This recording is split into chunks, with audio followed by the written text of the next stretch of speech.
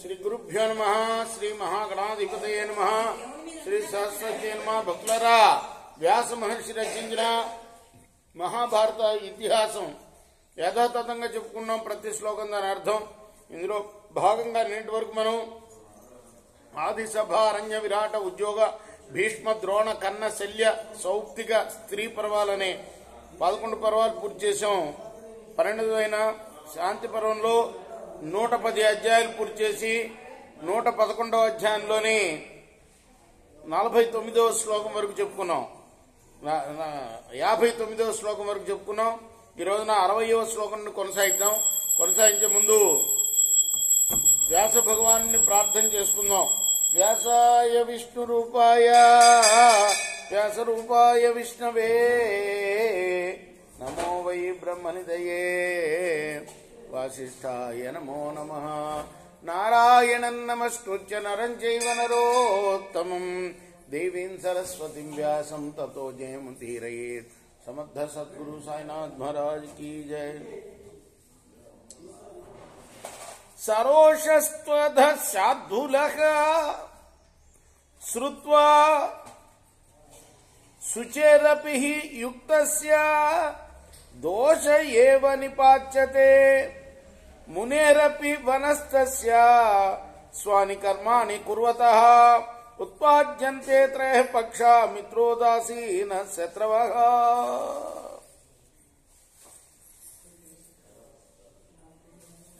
పరిశుద్ధుడిగా ఉన్నప్పటికీ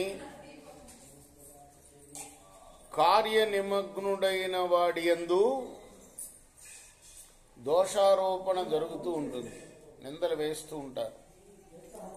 ఎంతో శ్రద్ధతో కార్యనిర్వహణ చేస్తున్నప్పటికీ కొంతమంది దృష్టి ఏముంటుంది అంటే ఈర్ష్య కొద్దీ వాళ్ళ మీద దోషారోపణ చేస్తూ ఉంటారు.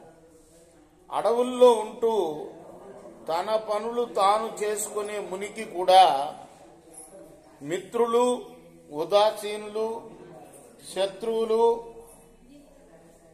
అనే 3 పక్షాలు ఉంటాయి. ఎవరికి? అడవుల్లో ఉండే మునులకు కూడా. లుబ్ధానాం శుచయో ద్వేష్యాః కాతరాణాం తరస్వినః మూర్ఘాణాం పండితా ద్వేష్యా దరిద్రాణాం మహాధనా అధార్మికానాం ధర్మిష్ట విరూపాణాం సురూపిణః. ద్వేషం ఎలా ఉంటుందంటే లోభులకేమో ఉదార బుద్ధి గల వాళ్ళ పట్ల ద్వేషం ఉంటుంది. అలానే పిరికి వాళ్ళకి వీరుల పట్ల ద్వేషం ఉంటుంది. అలానే మూర్ఖులకు పండితులంటే ద్వేషం ఉంటుంది. ఇక దరిద్రులకి ధనవంతులంటే ద్వేషం ఉంటుంది.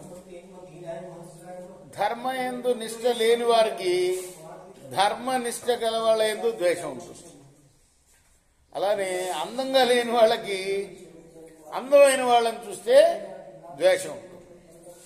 బాగా పండిత మూర్ఖ లుబ్ధ మాయోపజీవినః కుర్యుర్దోషామదోషస్య బృహస్పతిమతేరపి.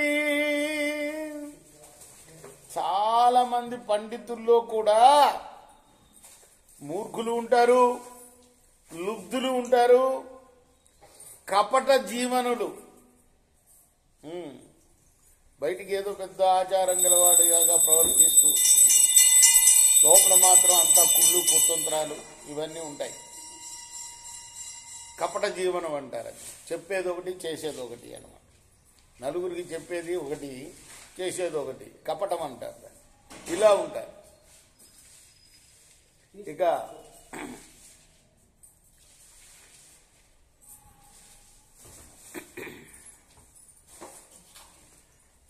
నిర్దోషి అయిన బృహస్పతి వంటి బుద్ధిమంతునందు కూడా దోషారోపణ చేస్తూ ఉంటారు. శూన్యహస్తస్య గృహాన్ మాంసం యజ్ఞప్యపహృతం తవ నేచ్ఛతే దీయమానంచ సాధు తావద్విమర్శ్యతాం.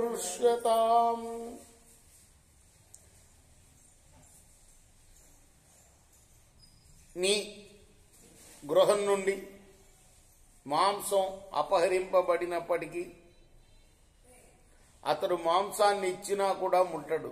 దీన్ని బాగా తరచి ఆలోచించు. అసభ్య సభ్య సంకాశ సభ్యాశ్చ సభ్య దర్శన దృశ్యంతే వివిధా భావా తేషు యుక్తం పరీక్షణం. అసభ్యులు సభ్యుల మాదిరిగా ఉంటారు, సభ్యులు అసభ్యులుగా కనపడతారు. ఎన్నో రకాల భావాలు చూస్తూ ఉంటాం. వారిని పరీక్షించడం యుక్తం. తలవదృశ్యతే వ్యోమ ఖజ్జోతా హవ్యవాడివా నచైనాస్తి తలం వ్యోమ్ని ఖజ్జోతే నహుతాసన. ఆకాశం ఉబ్బెత్తుగా ఉన్నట్లుగా మినుగురు పురుగు అగ్నికణంలా కనపడుతుంది. కానీ ఆకాశంలో ఉబ్బెత్తు ఉండదు, మినుగురు పురులో నిప్పు కూడా ఉండదు. తస్మాత్ ప్రత్యక్త దృష్టోపి యుక్తోహ్యర్థ పరీక్షితుం పరీక్ష జ్ఞాపయన్నర్థాత్ అపశ్చాత్ పరితప్యతే. కాబట్టి ప్రత్యక్షంగా చూసిన విషయాన్ని పరిశీలించడం అనేది ఉచితమైన పని. పరీక్షించి నిర్ధారించుకున్న విషయంలో ఆ తర్వాత పశ్చాత్తాపపడాల్సిన అవసరం లేదు. ఇదంతా వాళ్ళమ్మ చెప్తుందనమాట. ఎవరికి?